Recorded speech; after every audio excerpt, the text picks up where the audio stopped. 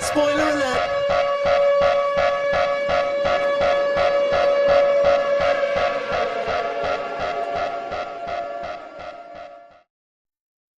Welcome to Spoiler Alert. I'm Ryan, and joining me today is one half of All2ReelToo, Michael E. Cullen II. You may also have seen him recently on my favorite films video as Letterboxd Lawrence, Yes.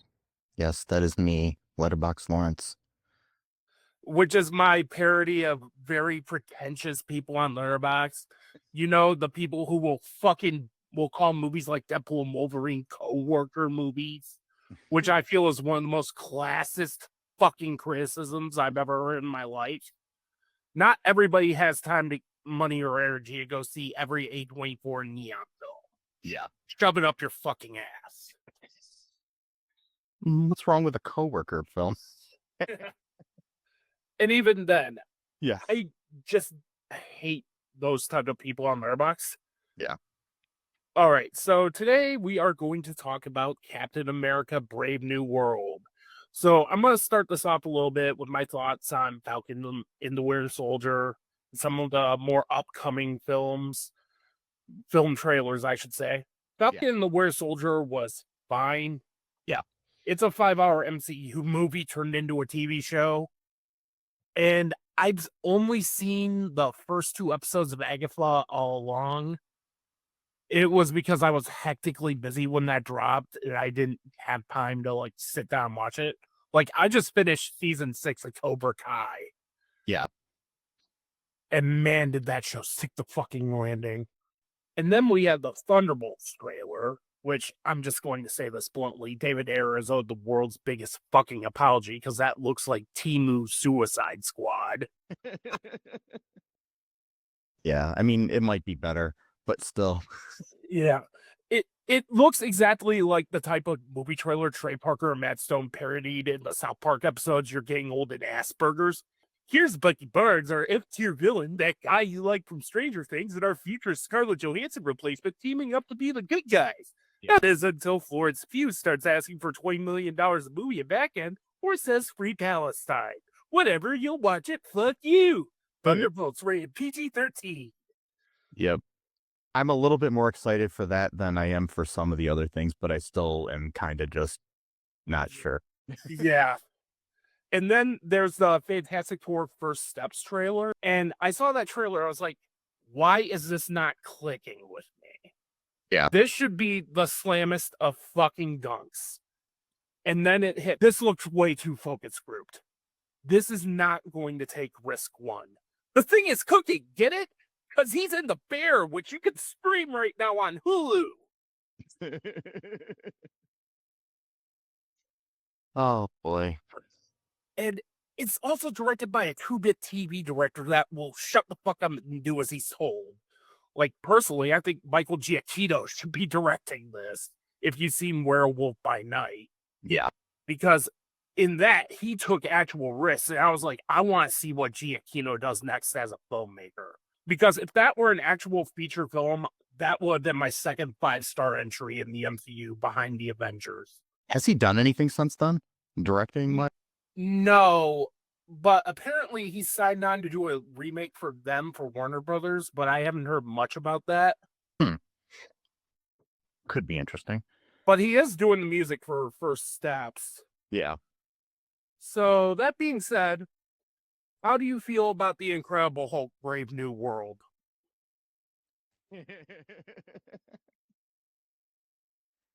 Yeah, that's what it should have been called. Yeah, like my first notes on this is I know Disney has issues with making a Hulk movie because of like Universal having first release rights and all that other stuff. Oh, Universal has had rights since 2023. They have rights to make a movie, but like international distribution and stuff like that is still going through. Yeah.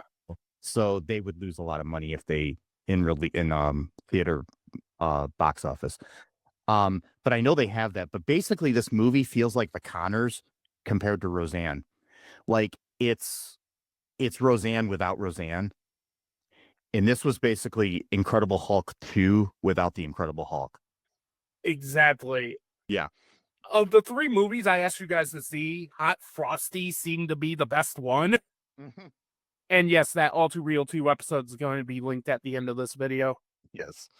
And the thing is, I went into Brave New World excited. I was looking forward to this. I was like, oh, okay, go on. We're going to bring back some of that. We're going to bring back some of that spy thriller tone. Okay, I see what you're doing here. Let's do this. As I sit there watching this, I'm like, these next 2 movies are just going to be feature-length Falcon and the Winter episodes we have to pay for, are they? I mean, and I will say that if you took The Falcon and the Winter Soldier and made that a movie, made that a 2-hour movie, cut all the fat off of it, and maybe spiced it up a little bit, it would have been a better first Captain America movie for Anthony Mackie. Yeah. Yeah, that was my main problem with Falcon and the Winter Soldier. Like, it was bloated to hell. Yeah. Like, that should have been like a 2-hour, 15-minute long movie. Mm-hmm. And that's why I'm not the biggest fan of the Disney Plus Marvel shows. Like, the only show I seem to be in the minority on is Echo. I like Echo a lot. I mean, I like a lot of those shows, but I mean, I still, it's like I'm weird. Like my favorite of all of them, and it's is Miss Marvel, but that's just because I think it's a really good like teen comedy show, with action in it, like teen action comedy show, which it's kind of like, I don't know, Degrassi meets something else. You know, it's just like it's kind of it's got its, you know, good points to it that it made it something different than any other stereotypical MCU crap that they've been doing lately. So yeah, and they also had filmmakers with personality behind that. Yeah. Dylan Below, who directed the recent Bad Boys movies. And if you've seen Bad Boys Ride or Die, they go fucking next level in that movie. and It kind of pisses me off we're not going to get their Batgirl. I was gonna say, and if you've seen their Batgirl, let me know. Yeah, right? Me too. Because I really Okay. do that. But yeah. So, yeah, as we've already established, Captain America is now Sam Wilson. Thaddeus Ross is now President Trump, basically, and played by Harrison Ford because William Hurt got canceled and then died. Yeah. And you could tell Harrison Ford was like, no, I am not growing a fucking mustache. Fuck you.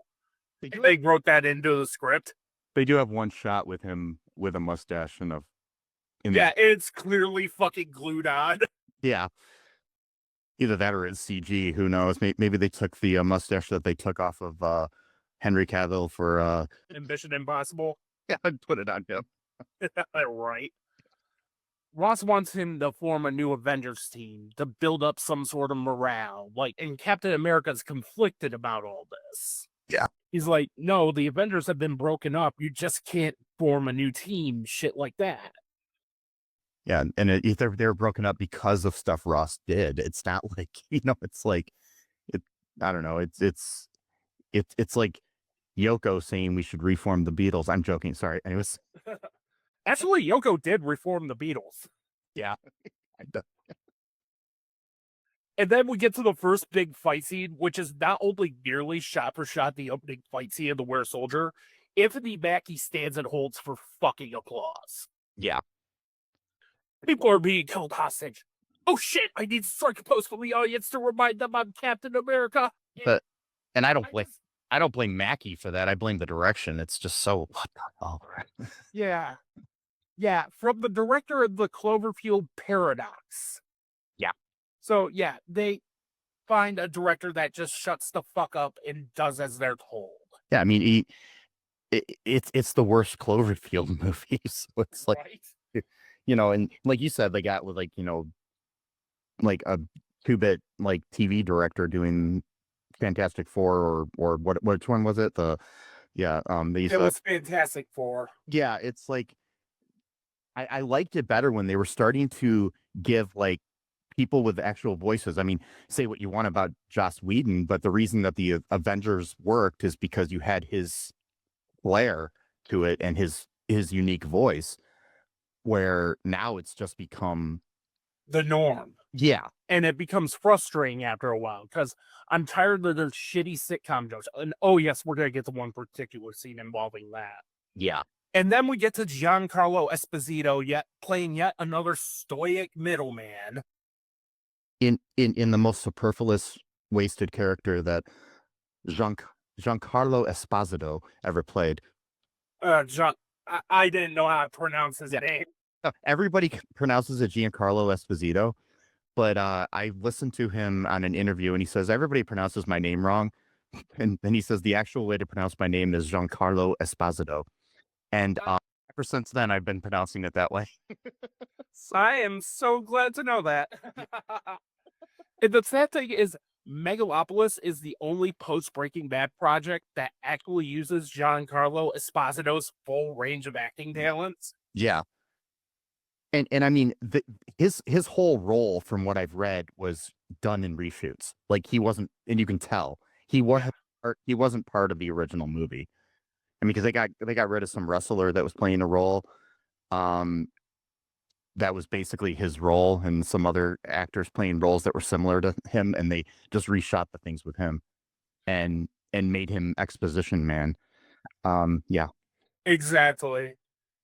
And now we learn the thing sticking out of the earth since Eternals is adamantium, because Disney owns Fox now.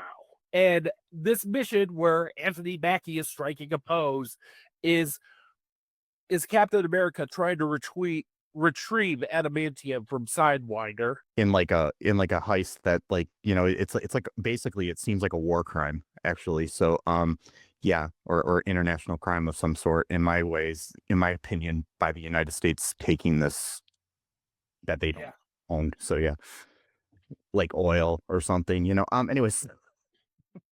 And then we're introduced to the new Falcon, Joaquin Torres, played by Danny Ramirez, aka Fanboy from Top Gun Maverick. Yeah. From the Falcon and the Winter Soldier. Yeah. I seriously forgot he was in Falcon and the Winter Soldier.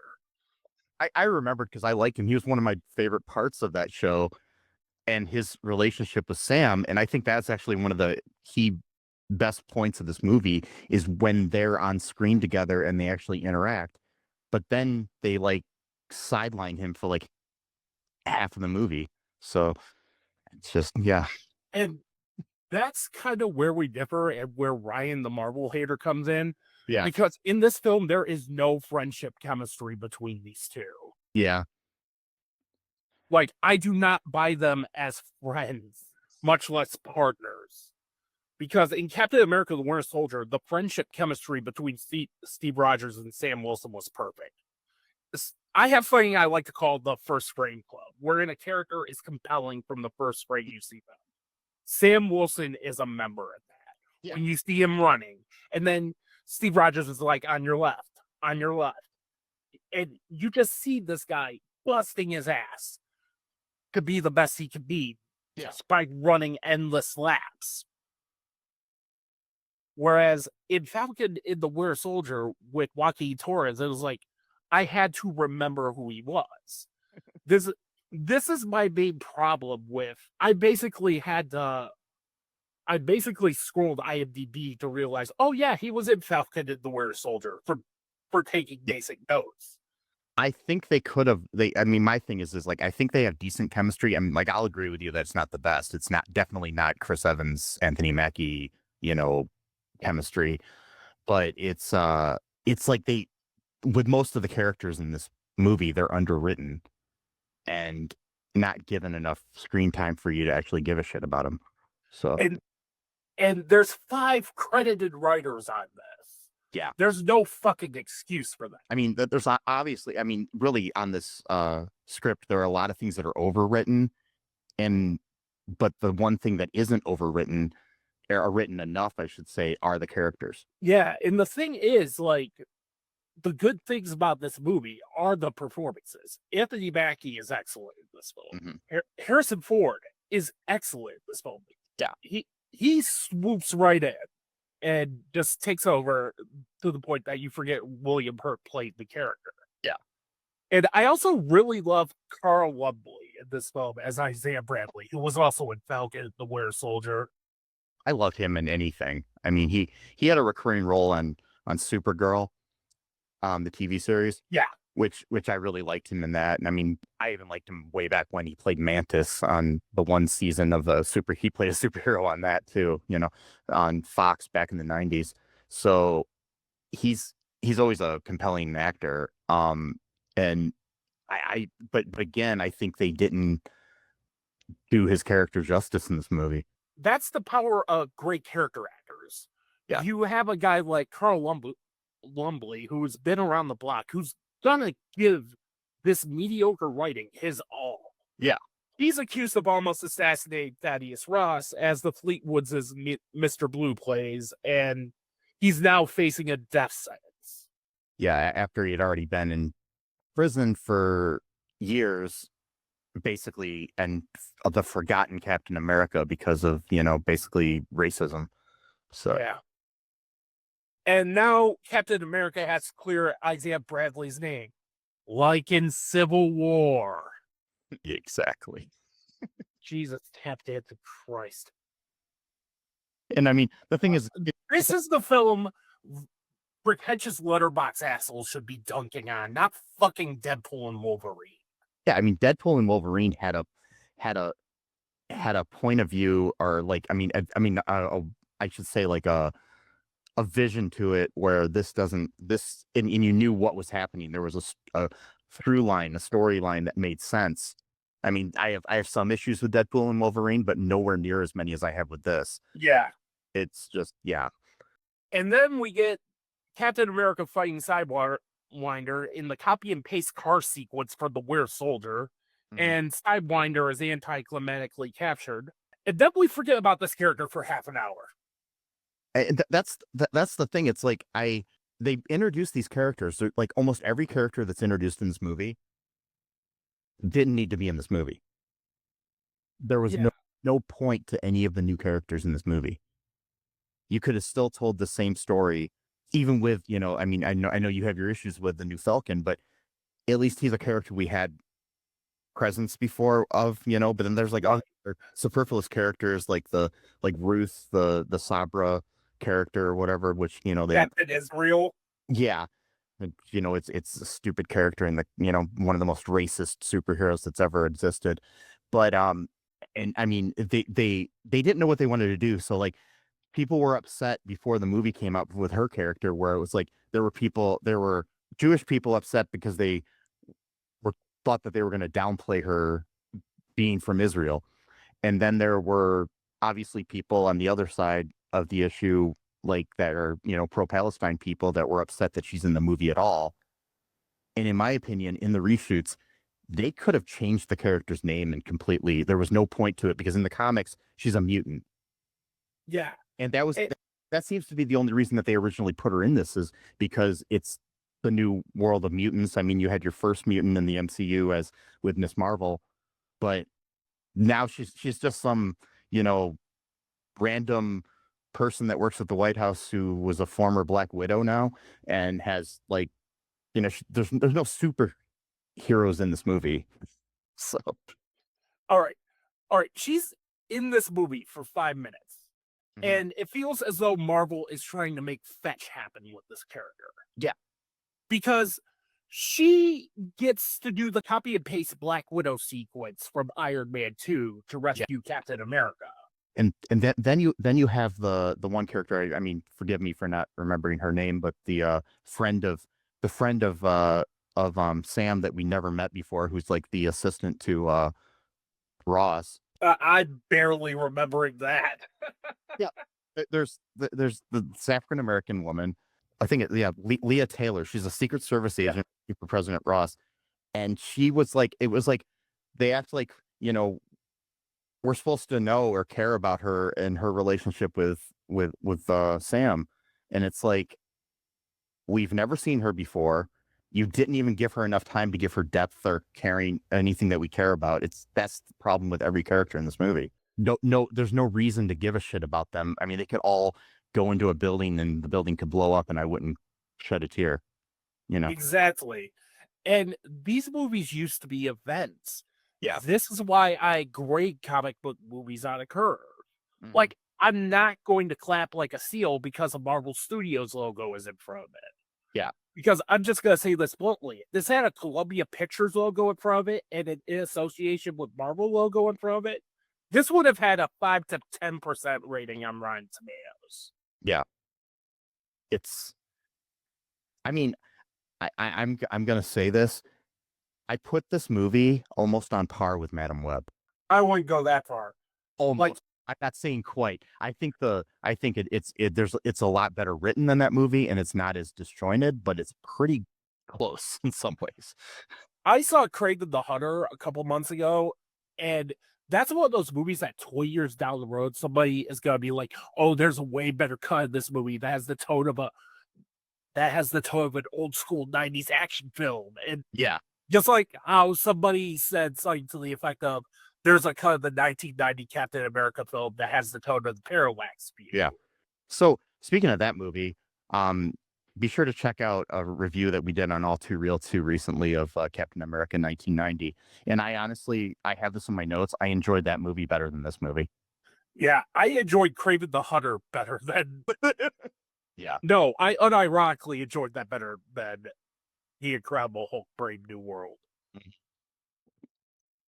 And I mean, the thing is, it's like, okay, so the original Incredible Hulk came out in like 2008 or 2009 or something. Yeah, 2008. Yeah, and that was like, I mean, and most of the characters have been recast that were in it. I mean, we got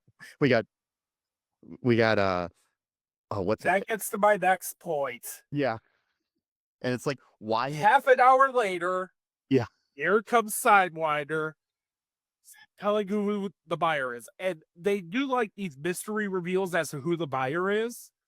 And then the buyer is revealed, and it's Samuel Stearns from that guy from The Incredible Hulk, played by Tim Blake Nelson. from that movie that made almost 2 decades ago. It's like, And now he looks like a rejected Star Trek The Original Series alien. yeah. Yes, I'm well aware he's the leader, but Yeah. his costume design looks like shit. And his makeup and everything, it's just our makeup or CGI on his face or whatever. It's just, it doesn't look good. And this is like, you've got Tim Blake Nelson in this role, and he's like one of our best actors out there. And Yeah. you could have given him so much to chew off of and developed his character more, but he's not on screen enough. And he's like a neutered villain. Like, it just doesn't I mean, we used to have, like, good villains in movies, like, even like even if you go back to the early Marvel movies, like even in like Thor and stuff, you had like Loki, of course, but we've not had like a villain that has the gravitas of like a Loki or a, I don't know, I'm trying to think. Loki's the only one. Thanos, of course. Killmonger. Oh yeah, Killmonger is one of the best. It's like we don't have that kind of gravitas to a villain, and that's all in the writing, in my opinion. It's not, you can take a side generic villain and with good writing make them scary or funny, at least. Or prime example of this is Mr. Freeze from Batman the Animated Series. Yeah. Because he was like a D-list villain. Yeah. Before Batman the Animated Series. And then Paul Dini decided to give this character actual depth and motivation and a background, to the point that became his canonical background. Yeah. And I mean, and the thing is you're taking a character who's actually well established in the comics as a Incredible Hulk villain. That this movie, it doesn't, the whole thing where it's like, it's like when I don't know, you've got like a guest host for the Tonight Show or something, not the Tonight Show, but when Jimmy Kimmel goes on vacation and there's a guest host on his show, it's like, that's what this feels like. It's like, oh, we couldn't get the Hulk, so here's Captain America. It's like, Samuel Stearns was the reveal I said does not work in my Ryan Watches review on my YouTube channel. When you have this film going for this Tom Clancy Cold War novel tone versus Winter Soldier's 70s spy thriller tone. yeah. Like, for example, in Winter Soldier, I bought the Nazi scientist putting his consciousness into a computer in the Winter Soldier. Yeah. I didn't buy this silly ass Saturday morning cartoon villain being the one who pulls the strings. I mean, he really, I can't remember the villain character that Stephen Colbert voiced on the ambiguously gay duo, but that's basically what this character became. And it's revealed that Samuel Stearns was exposed to Bruce Banner's blood, but then it was revealed he was framed for being the Abomination. So Ross kind of imprisoned him and had him create technology for him and pills to keep him alive. Yeah. And Samuel Stearns is also the guy who programmed Mr. Blue as the code song to assassinate Ross. Yeah. Because, as all of us remember, when he was contacting Bruce in Incredible Hulk, he used the nickname Mr. Blue on the computer. Oh my God. I barely even remember that. I only know that because I just randomly remembered it. But and I was like, oh, that's why I use that song. The Incredible Hulk, again, a better movie than this. Yeah. And better movie, which I was on the set of. I'm not in the movie or anything, but I happened to be in Toronto when they were filming that movie. And they redressed a lot of downtown Toronto to be Harlem. So they put like all these facades up in front of all these businesses. And so like during the day, there was like little pieces of paper that would say, this is such and such cafe, but it really had like the facade of the Apollo Theater or something in front of it. Yeah. But that was really cool to see the set. And I was actually watching Edward Norton like act in some scenes when they were filming and everything. So yeah, that was like probably the first really big movie set that I've ever been around, and it was pretty cool. Just Yeah, I bet. simply happened to be the week that I was in Toronto. So yeah. And the main problem I have with Captain America Brave New World is that you could tell this was a repurposed sequel to The Incredible Hulk. Yeah, But because go ahead. I said or something. Yeah, but because Mark Ruffalo is pro-Palestine, they shoehorned Anthony Mackie's Captain America into this. Well, I would say maybe, but the thing is they still will work with Mark Ruffalo, I think, but I think a lot of things happens to be because I think Mark Ruffalo is kind of not like the arrows of the fake anti-Semitism towards people that are pro-Palestine don't really hit him as hard as they do some other people. Yeah. Because he's kind of bulletproof when it comes to that. It's like, I know I just said arrows and then I said bullets, but whatever. Mixed metaphors here. But he's kind of, I mean, the thing is they'll still work with him, but I think a lot of it just boils down to them worried about the money when it comes to making a standalone Hulk movie. So yeah, that too. But my thing with this is this would have been a 3.5 out of 5 if Hulk were the main character of this film. yeah. Or this could have been a 4 out of 5 if this focused on Sam Wilson's doubts of being Captain America. But here he feels so out of fucking place in this film. Like he sticks out like a sore thumb. And I mean, Anthony Mackie is doing a great job acting. You feel the gravitas of the character. You feel like he is Captain America, and they do a little bit with the struggle of him, like where it comes to him not, feeling bad and like talking about whether he should have taken the super serum or not, and his kind of like tug of war with that idea, like it's like I got to be my own Captain America, but people expect me to be Steve. It's just Yeah. yeah. It was kind of the imposter. It's just kind of touched on when that should have been the core focus of this film. It should have. There's a character arc right there. And in my opinion, this is like the worst way to introduce certain villains and stuff, and they don't really do it well. And with you've got like too many like side little villains, like with Giancarlo Esposito's character, and then the leader feels like a pasted on villain that doesn't really belong in this movie either. It's just I don't know. He doesn't. He like I said, he doesn't have the gravitas of other characters. But then when we get to the other the villain that everybody sees in all the trailers, the Red Hulk, Yeah.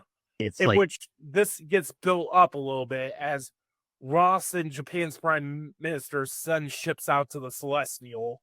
yeah, And then two Americans are brainwashed by Stearns to turn on America.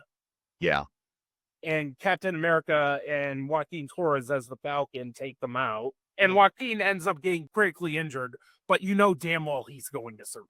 Mhm. Well, they need him to survive because I'm sure they're going to have him in like the new Avengers or something. When we do get the Red Hulk later, it's like 5 minutes of screen time, maybe a little more, maybe 10, but still, it's like, Oh, but before that, yeah, oh my God, I gotta talk about what I think is a prime worst scene of the year candidate. yeah, We get what could have been one of the best scenes of the MCU mhm, with Bucky Barnes giving Sam Wilson a pep talk. thinking the same thing. Yeah, But its weight and pathos is cut down by a rejected sitcom joke. So how was that? B plus? I am so fucking tired of this Joss Whedon ass dialogue. We yeah, canceled him, remember? yeah, and it's like the whole scene is great, and then they have Ruth come in and lust over Bucky, and it's just like he didn't need to that scene at all.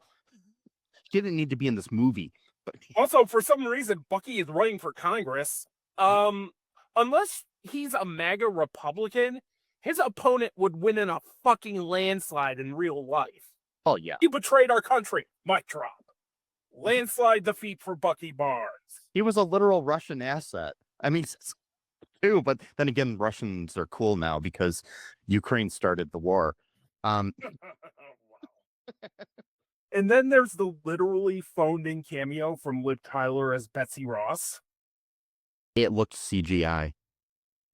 No, no, I'm talking about her on an actual phone. Oh yeah, Like, the phoned in one, but the one yeah. one is yeah. Yeah. And then Stern surrenders, but then he activates the gamma radiation from the pills Ross was taking that turns him into Red Hulk. Yeah, Which we get the big third act fight scene. And I'm just gonna be blunt about this right now. Hollywood, stop putting your big reveals in the trailers. exactly. I mean, the thing is, you should have never told us that the Red Hulk was going to be in this movie if you wanted it to have any kind of impact. And another thing, speaking of Betty, really quick, they have to remind us, like at the beginning of the movie, when they talk about his strained relationship with his daughter, Betty Ross, Bruce Banner's ex-girlfriend. Right. And then it's like later on, he says to that Secret Service agent, pointless character as well, says to her, has Betty, my daughter, called? Yeah. It's like, We're getting these exposition dump ass lines of dialogue, just further proving that article I read about Netflix demanding screenwriters tell people yeah. what they're doing at every minute. Mhm. But this isn't Netflix. This is a movie where you should only have one screen, not two screens. It's Exactly. It's just gotten to the point where I only want to see the teaser trailer for a movie now. yeah, A prime example of this is Companion. Luckily, I didn't watch the other trailer that straight up spoils everything. yeah, I'm just gonna say it. Go see Companion. yeah. It's a surefire candidate for one of my favorite films of the year. I'll have to check that out. But I remember there were like the trailers have been getting worse and worse, where they basically give away the whole movie, or like a comedy movie, you'll show all the funny scenes in the trailer, and you're just like, okay, yeah, Exactly. I'm getting ready to do a solo spoiler alert on the Monkey next. yeah, And all of Tatiana Maslany's scenes are in the trailer. nice, But while this fight is going on between Red Hulk and Captain America, we get to the most obvious fucking green screen I've ever seen in my life. The Room has more convincing green screen work than this. yeah, These films cost $200 million. You mean to tell me that you couldn't find any area with cherry blossom trees? yeah. They looked bad, and then there's a scene at the end of it where Sam is telling Ross to calm down and stuff, the lighting is completely different than all the rest of it. Yeah. You can tell that was a reshoot. Yeah. And then we get the physically phoned in cameo from Liv Tyler, Yeah. who she is sleepwalking through this. My thing with it is I don't even know if she was there. I seriously think it was like a deep fake.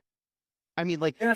she probably did her dialogue, but I don't think that was Liv Tyler. It looked like a deep fake. I don't blame her sleepwalking through the scene after how Joss Whedon disrespected her in Age of Ultron by Thanos snapping her in 2015.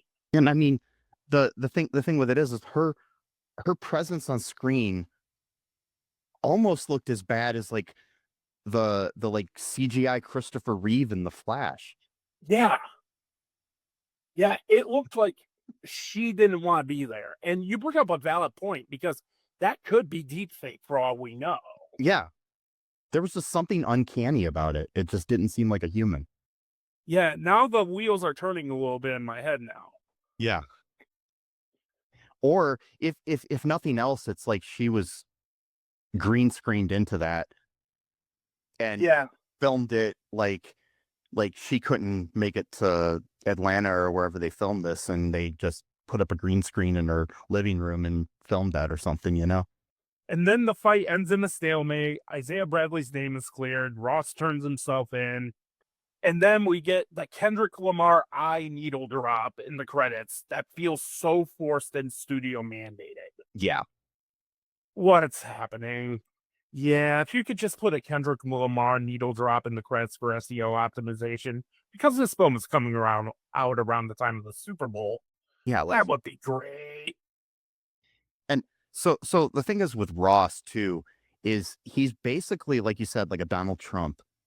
And he's done, and I know it's just a movie, but the world that we live in right now, we have this movie where a president who's done a lot of evil things in his past is like given the benefit of the doubt. Exactly. And it just really hits differently right now. Exactly. That's why I did the deep dive for Red State in around the October. Yeah. I scrapped the whole How the Week episode because I was like, no, this movie hits different in 2024. Yeah. It's more relevant now than ever.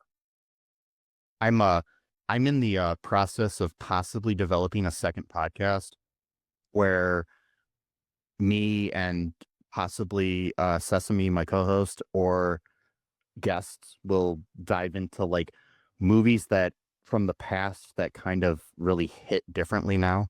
And Red State for me was one of those movies. Definitely. I mean, you got your Red States and your Idiocracies and your, Yeah, I'm fast tracking a Criterion episode for Idiocracy.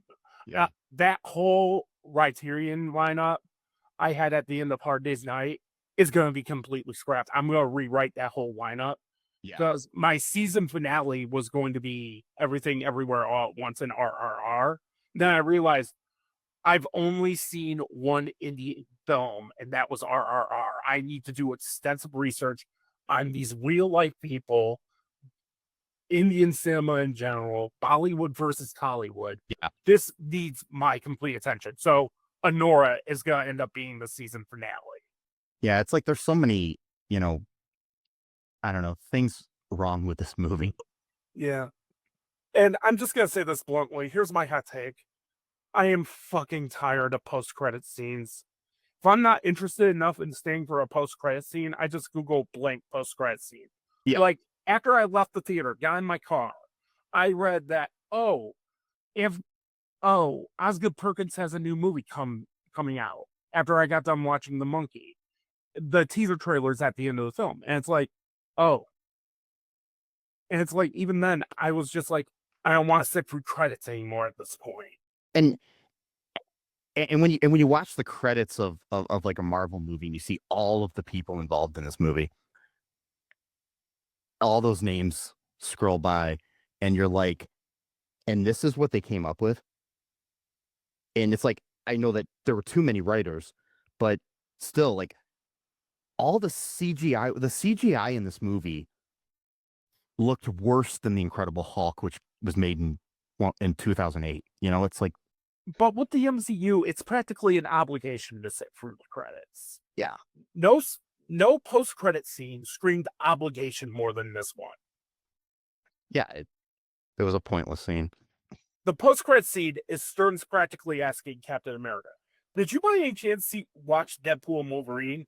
Because there are other worlds and dimensions you don't know about." Yeah, or it's like, hey, did you see the Loki TV series? It's like, Exactly. Either or. yeah. It's like, yeah. It was at that point, after I watched that post-credit scene, I was like, I really should have just got up and left. Hmm. I mean, they they could have just had the post credit scene just be, you know, literally the actors turning to the camera and being like, okay, guys, so there's this thing where we have you know, a multiverse, you know, it's a thing you might have missed if you didn't see this movie, and this TV series. But That's partially one of the reasons why the Marvels bombed, because that trailer straight up advertised you had to do homework to watch that. yeah. And I mean, I that movie was better than this movie. Oh yeah. Oh yeah. I By like a long shot.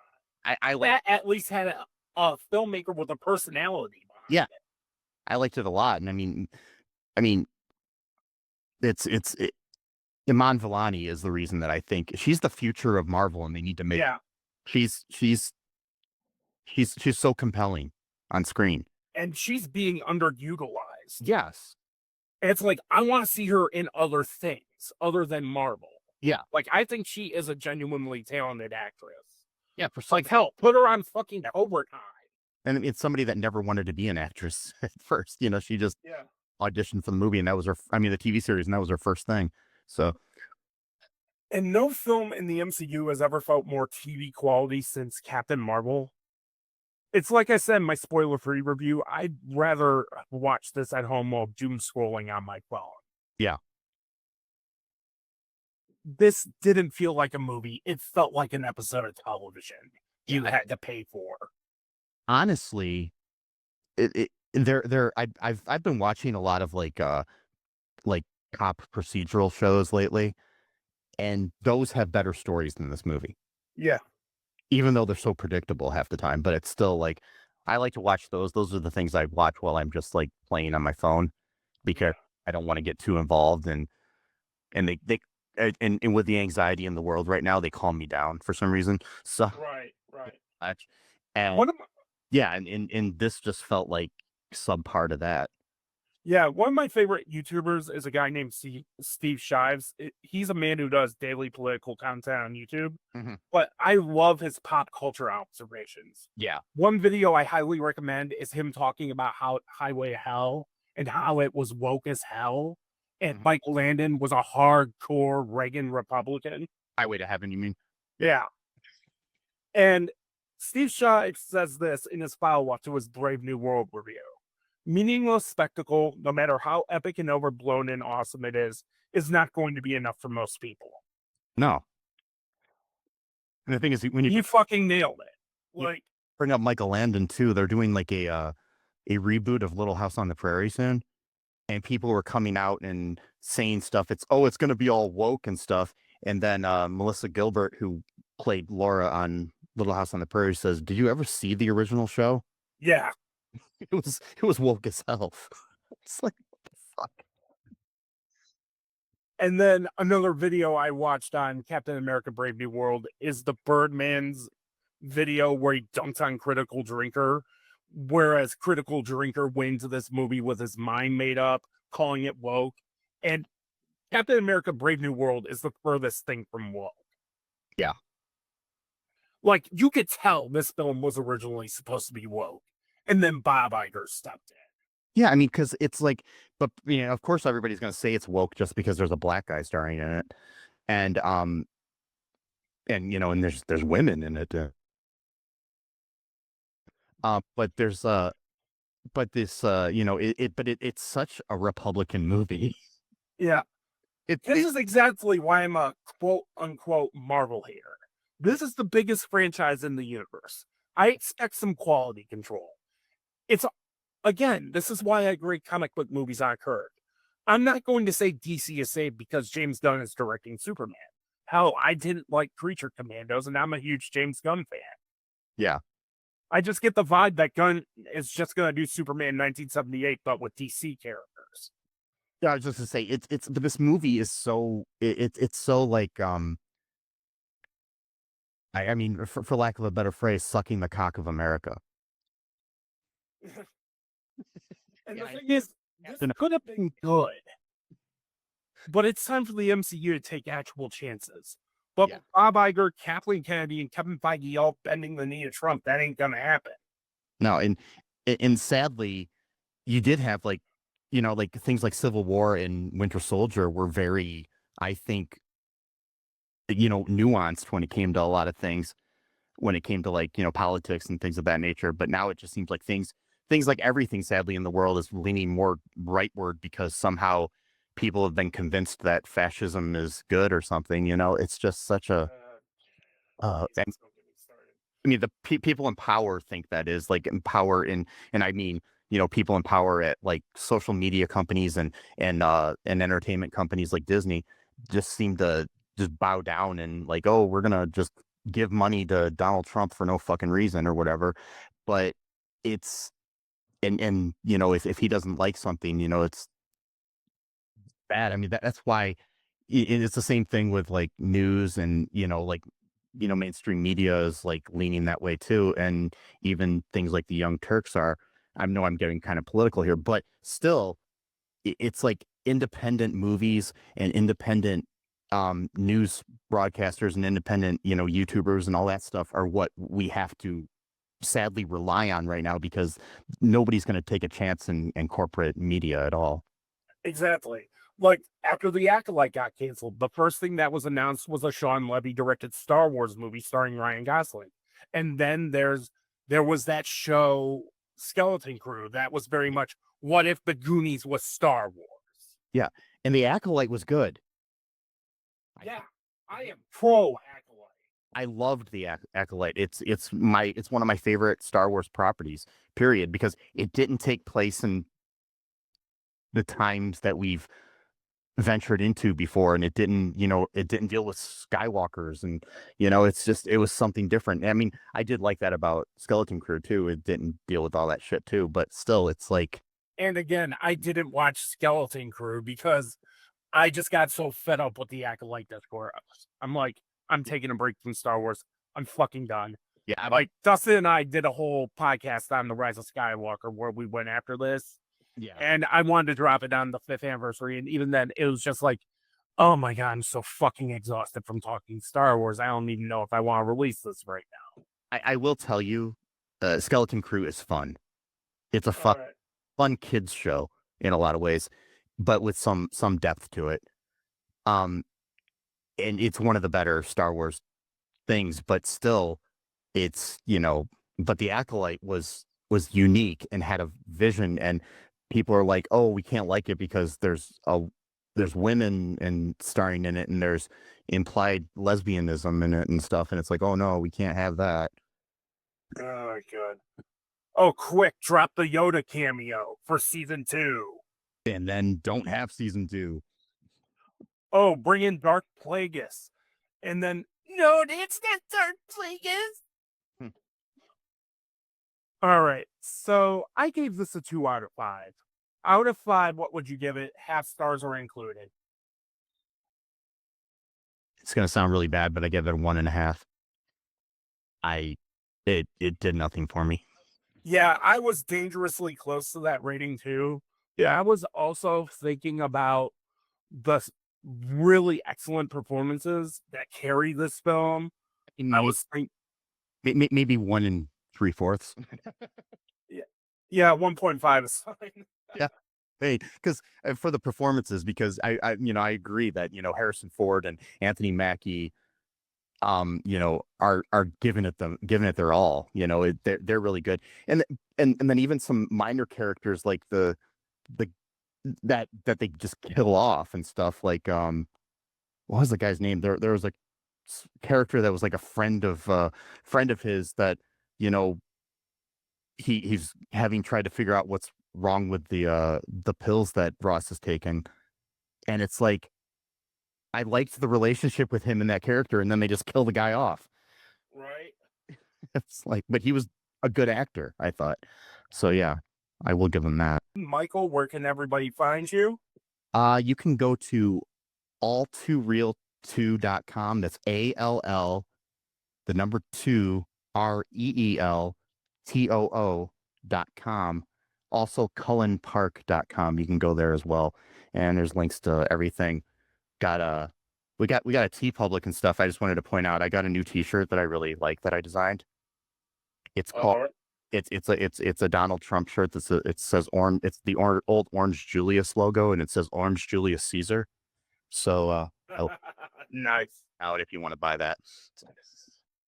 Be sure to like, comment, share, spread the word of New Realms Media. Follow me on all my socials at New Realms Media. And until then, I'll see you next time.